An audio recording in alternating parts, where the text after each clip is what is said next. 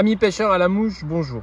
Je voulais vous faire une petite vidéo pour vous expliquer comment je dessine en fait mes truites avec l'intelligence artificielle et surtout pour vous expliquer que on a beau utiliser l'intelligence artificielle pour faire de l'art, ce qui compte dans la mouche, la culture mouche en fait, c'est ça qui fait vraiment vibrer les gens et qui les fait rêver et qui leur offre une émotion sur une œuvre. Parce que pour vous expliquer tout ça, je vais vous montrer ce que c'est l'intelligence artificielle sans la culture mouche, sans la passion, et l'intelligence artificielle avec le côté humain. Voilà, moi j'ai toujours aimé être l'humain derrière la machine, et ça offre des possibilités fantastiques l'internet, mais il faut toujours rester un humain derrière. C'est aussi pareil sur Facebook ou les forums, essayez de rester un humain dans vos commentaires. Et du coup, pour commencer, voilà ce que ça donne simplement quand vous faites avec la base d'intelligence artificielle. S'il te plaît, dessine-moi une truite sous l'eau. Voilà, je vous présente ce genre de dessin 100% robotique. Et pour moi, en fait, en tant qu'amateur de truites, qui en a vu des milliers tout autour du monde, en fait, ce dessin, il résonne pas avec moi. Il est froid, il est robotique, il est brut, il n'a pas d'émotion. Alors, pour certaines personnes, ça peut paraître assez beau et ça pourrait orner une boîte à mouches ou un tableau. Mais en fait, pour moi, on est très éloigné de mes standards parce qu'on ne ressent pas la culture mouche et la passion mouche en fait dans cette photo que vous allez retrouver sur Internet et que tout le monde peut faire facilement avec ChatGPT, la version de base. Dessine-moi une truite sous l'eau, vous pouvez obtenir des choses de ce genre. Et ce que vous voyez en tant que passionné, et c'est ça qui est intéressant, ce que je m'adresse à des passionnés dans la mouche, c'est qu'en fait, c'est pas humain, quoi. J'ai pas envie d'acheter ça, moi c'est moche parce que c'est pas humain. Il n'y a pas de passion derrière, il n'y a pas de connaissances, il n'y a pas eu de choses empiriques, il n'y a pas eu de voyage, il n'y a pas eu de cœur, quoi. Simplement, il n'y a pas de cœur, il n'y a pas d'émotion dans une de ces photos. Et si maintenant je vous présente à l'inverse, alors tenez-vous bien, on est ici sur une version de base robotique, froide, cybernétique, dénuée de cœur, qui est la vraie passion dans toutes les passions, en fait, c'est le cœur humain qui parle, c'est ça qui nous différencie des robots. Donc ici, on est sur une saloperie d'image cybernétique dénouée de cœur. Et moi, je vais vous montrer, après 6 heures de travail avec l'intelligence artificielle, attention, j'aboutis à ça. Voilà, une merveilleuse truite du Chili sur ses rivières sauvages et ses bordures incroyables avec ses couleurs tellement typiques qu'ont les truites de Patagonie, avec des dessins qui sont venus de tous mes rêves de truite, des choses que j'ai repassées à la palette graphique, des contrastes, des lumières, des flous, des déflous. Et là, vous pouvez pas dire, regardez, entre ça et ça, qu'il n'y a pas du cœur et de la culture mouche dans l'affaire. Voilà. Je vous explique ça pourquoi? Parce qu'en fait, ça se voit pas trop sur mes dessins, mais je passe plusieurs heures par dessin. Et en fait, on est basé sur historiquement le dessin à la main, au papier, au crayon, comme le faisaient deux personnes que je respecte, mais du fond de mon cœur. Enfin, c'est mes deux idoles, mes deux extrêmes, qui sont d'un côté Victor Novakovski, dont je me permets de présenter une truite ici, tellement elle est magnifique de détails, c'est à pleurer tellement c'est beau. Ce mec a de l'or dans les mains, il a un don, ça c'est vraiment indéniable. Donc moi ce qui me fait rêver, c'est le détail de Victor Novakovski. Et en fait, à l'autre extrême, il y a des Américains comme Derek DeYoung, que vous avez déjà vu passer, qui ont un côté complètement pété, complètement funky dans leur design de truite, complètement dans le laisser-aller. Donc moi, j'adore ces deux artistes, en fait, c'est mes deux barrières extrêmes. Derek DeYoung pour son côté funky, un peu dans ce style-là, avec des pastels, des couleurs, des contrastes, des émotions. Et puis le côté vraiment pointilleux, parfait, biologique, cartésien de Victor Novakovski, avec une truite de la Sorgue ou une panthère des Gaves qui va être au point près. Enfin, pour moi, c'est deux demi-dieux et franchement, j'ai un respect immense, en fait, pour tous les gens qui ont un talent unique comme ça. Donc je vous remets une photo, Victor Novakovski, Derek DeYoung. Moi je suis quelqu'un d'assez extrême, qui aime les extrêmes, donc entre ces deux, mon cœur balance.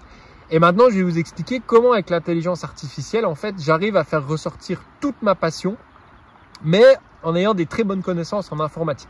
Donc je vais vous donner ici un exemple sur un rêve de truite de mer du Danemark. On va partir sur cette thématique-là et je vous explique en fait comment je dessine les truites de mes rêves grâce à l'intelligence artificielle. Alors, pour commencer, ça viendra dans quelques années, mais il faut que vous compreniez ce que c'est un prompt, P-R-O-M-P-T. C'est en fait une idée, une suite d'ordres qu'on donne à un logiciel d'intelligence artificielle pour exécuter en fait votre tâche. C'est ni plus ni moins qu'un esclave auquel on va donner un ordre. Sauf que, et là on commence déjà dans des heures de travail, Midjourney en français ou ChatGPT de base, vous lui dites bonjour, salut, c'est ChatGPT, je voulais une truite sous l'eau. C'est un prompt basique en fait, où il n'y a pas de détails dans ce prompt. Alors que moi, grâce à un ami qui est excellent en intelligence artificielle, je me suis formé là-dessus avec des logiciels spécifiques, donc c'est déjà très niché. Et j'ai des prompts spécifiques où je vais dire à ma version payante du logiciel, voilà, je veux une truite de mer, donc salmo, truta, fario, qui est prise à la mouche au Danemark, en Écosse, dans les îles Féroé, sur la côte ouest des États-Unis, en France, en Normandie, avec des points noirs, avec une tendance grise, avec un gros bec, mâle ou femelle, dans une rivière d'estuaire. Vous voyez déjà la liste des éléments dans mon prompt demande déjà un travail de culture mouche. Vous comprenez ce que je veux dire? Parce que les prochaines années, bien sûr qu'on va copier ce que je fais. Bien sûr, dès qu'on travaille sur Internet, qu'on met quelque chose dans l'arène, on se fait défoncer. Donc bien sûr qu'il y a des petits malins qui vont voir que le Nymph Evolution, là, il est malin avec ses tableaux et ses boîtes, c'est malin. Tiens, moi aussi, je vais copier ça. Mais en fait, ce qui est intéressant, c'est toujours pareil. C'est qu'un copieur qui n'a pas de cœur, en fait, ne fera jamais rien. Donc je me suis déjà fait pomper 2-3 trucs à droite à gauche. D'ailleurs, je vous remets ici en cadeau, en HD, ma plus belle truite chilienne que j'ai fait de ma vie. Voilà, je le donne en pâture, voilà, en HD. Regardez, elle est magnifique. Vous pouvez faire un imprim écran, l'imprimer. Je vous la donne. Tellement il y a des gens qui manquent d'inspiration, ça me fait pitié dans la mouche. Allez, je vous en donne une en HD. Copiez-la, faites ce que vous en voulez, parce que moi, c'est mon plaisir de dessiner. Donc déjà, pour revenir sur le prompt, vous avez vu qu'il faut avoir une sacrée culture mouche. Il faut savoir ce que c'est déjà la différence entre une truite de mer, une truite fario, où est-ce qu'on en prend dans le monde, quelle gueule ont plutôt les mâles, les femelles, quelle robe ça a. Donc moi déjà c'est ma passion à la base et je suis un artisan du web, donc j'ai une grande passion et quand je pars sur un délire, je me mets un café que je veux dessiner une truite de mer, bah c'est mes rêves, mes souvenirs qui reviennent en premier. C'est pas l'envie de bénéfice de me dire ah tiens je vais copier Nymph Evolution et puis je vais copier ces trucs puis je vais faire des sous. En fait ça fait pitié ces trucs là. Enfin, et puis de toute façon t'es malheureux quand tu fais ça. Toutes ces pauvres personnes qui te copient en fait sont à la base malheureuses. C'est pour ça que moi que ça me glisse dessus comme sur les plumes d'un canard quand on me copie parce que je me dis putain quelle tristesse a le mec quand même parce qu'il a pas de style, il a pas de rêve, il a pas d'envie. Et ça te rend profondément triste parce que tu te dis en fait il est juste attiré par le bénéfice et il a rien compris au concept de l'artiste, rien compris au concept de l'artisan et ça te fait assez mal au cœur. Voilà pour ce concept. Donc déjà le prompt il est costaud. Et tenez-vous bien, c'est que le début, c'est là que vous allez comprendre pourquoi je passe plusieurs heures par dessin. Alors voici le résultat de mon prompt, de mon logiciel bien sûr payant, parce que si tu prends des trucs publics, tu as que des résultats de merde. Donc voilà le résultat de ma truite de mer selon l'intelligence artificielle en 2024. Boum. Voilà, donc vous voyez, c'est brut, c'est cybernétique, c'est simple, c'est froid, ça n'a pas de cœur, ça n'a pas d'âme, c'est déshumanisé. Voilà. Voilà ce que vous avez quand vous commencez à bosser là-dessus. Et c'est à ce moment-là que la palette graphique en fait sert beaucoup, avec aussi des logiciels de retouche comme Photoshop, il y a des mélanges. Et je vais en fait, cette truite qui est brute de base, en fait on peut rien en faire. Il y a une âme là-dedans, mais c'est vraiment raide, quoi, vous voyez. Et après, c'est toute ma culture mouche et toute mon improvisation qui vont faire que je vais embellir cette truite, vous voyez. Donc première étape, j'adoucis tous les contrastes et je recrée des calques en multipliant cette truite pour affiner tout ça et lui donner un peu une volupté, une consistance, vous voyez. Donc je vous remets étape 1, étape 2. On est déjà sur quelque chose de plus ciselé, de plus beau, mais c'est toujours pas... Tu peux pas faire de ça un commerce, quoi. C'est vraiment brut, c'est vraiment moche, c'est simple, quoi. Il y a pas d'âme, si vous voulez. Et après, donc, je vais travailler dessus pour ensuite intégrer la rivière derrière. Donc, une fois de plus, encore un prompt. Je voudrais une rivière nordique de typologie Suède, Danemark, Finlande, avec des berges plates et des vagues noires et grises. Vous voyez encore tout un prompt qui vient de ma culture. Parce que si vous avez un esclave et que vous ne savez pas vous en servir, enfin, quitte à avoir un esclave cybernétique, vaut mieux taper dedans. Donc, allez puiser dans votre culture mouche, mais ça demande du travail. Et donc, je fais créer une rivière derrière. Et après, je superpose les deux. et j'affine ma truite toujours en noir et blanc pour qu'elle colle avec ce fond de rivière ou ce subaquatique. Voilà, donc tout un travail en co-création entre l'intelligence artificielle et moi-même qui entremêle mes passions. Donc je me sers du robot pour les bases que je n'ai pas. Je suis pas Victor Novakovski, je suis pas Derek de Jong, je n'ai pas ce talent de dessiner. Moi je sais faire qu'une chose, c'est faire des mouches. Par contre ça me fait rêver les dessins de truites. Et du coup vous voyez, on arrive maintenant à la version finale en noir et blanc où on a quelque chose qui est pas trop mal, Alors je vous ai fait un exemple vite fait. Hein. Allez, je vous redonne en HD une autre truite de Patagonie qui sont les plus belles. Allez, une subaquatique, une des plus belles. Voilà, boum. Là, voilà, je l'offre en cadeau en HD sur l'écran. Donc ça, c'est 6 heures de travail, par exemple, pour obtenir cette énorme bécard patagonien en subaquatique. Voilà. Mais je vous ai pas mis ça en exemple parce que je veux pas non plus mettre sur la sellette des super truites que j'ai mis énormément de temps à dessiner. Voilà, j'ai déjà offert 2 images en HD que vous pourrez prendre en imprime écran. Pour les voleurs qui s'ennuient, ce que vous faites, vous regardez ça sur un grand écran, puis vous faites imprime écran. Vous avez l'image en HD, vous pouvez me la voler. Allez-y, il n'y a pas de problème, faites-vous plaisir. La tristesse, c'est votre manque d'inspiration. Et donc, du coup, maintenant, on est sur la version noir et blanc. Et puis après, sur la palette graphique, il y a tout un choix de couleurs, donc de replacer les couleurs, de colorisation. Alors, il y a un peu d'intelligence artificielle là-dessus, mais moi, je choisis un peu des fois. Parce que je veux mettre du bleu sur la joue de la truite. Hein. Voilà, quand on a une culture mouche, on sait que Blue Chicks, voilà, aux États-Unis, c'est un grand classique. Blue Chicks, ça veut dire les joues bleues. Il y a énormément de truites du Colorado ou du Montana qui ont les joues bleues, donc quand on est culture mouche, on connaît ça. Voilà, allez, je vous en repasse une en HD, en cadeau. Voilà, une putain de zébrée de la Bienne. Excusez-moi du mot, une putain de zébrée de la Bienne. Regardez-moi ça, vous qui êtes dans le nord-est de la France, vous la reconnaissez pas cette robe? Est-ce que c'est pas magnifique?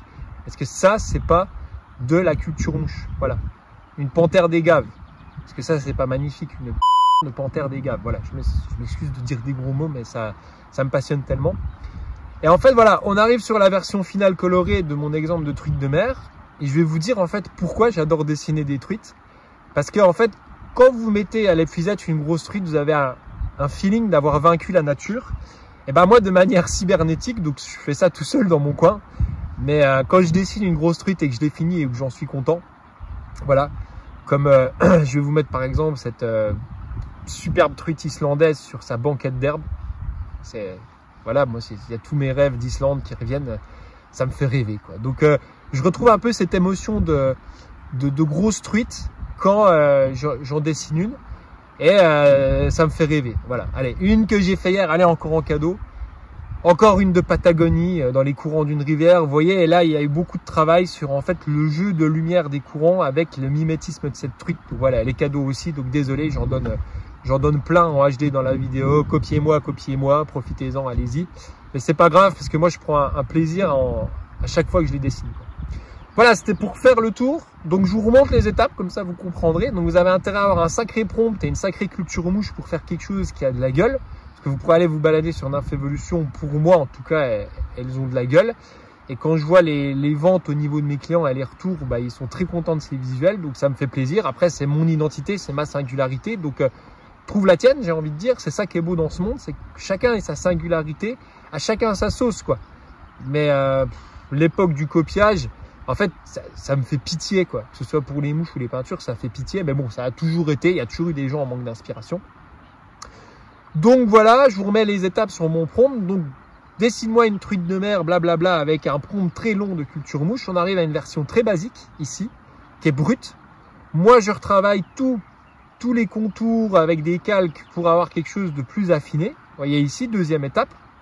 Après, troisième étape, je passe sur la truite derrière la rivière, toujours en noir et blanc. Et puis, je finalise avec ma colorisation. Voilà. Donc c'est mon temps de repos entre les mouches. J'adore dessiner des truites, c'est très immersif pour moi. Je me mets de la bonne musique, je bois un café. Ou même quand j'ai le gamin qui joue à côté de moi, je fais un peu ça sur l'ordi. Voilà, alors j'enlève le réseau, c'est intéressant, comme ça tu as moins d'ondes Wi-Fi. J'aime bien travailler aussi sans internet, couper l'internet, c'est pour ça que j'ai du mal à répondre aux commentaires. Voilà, c'était pour vous présenter en fait mon énorme kiff à dessiner des truites de manière numérique. Et puis il y en a beaucoup qui me demandent, mais l'intelligence artificielle, on va te copier.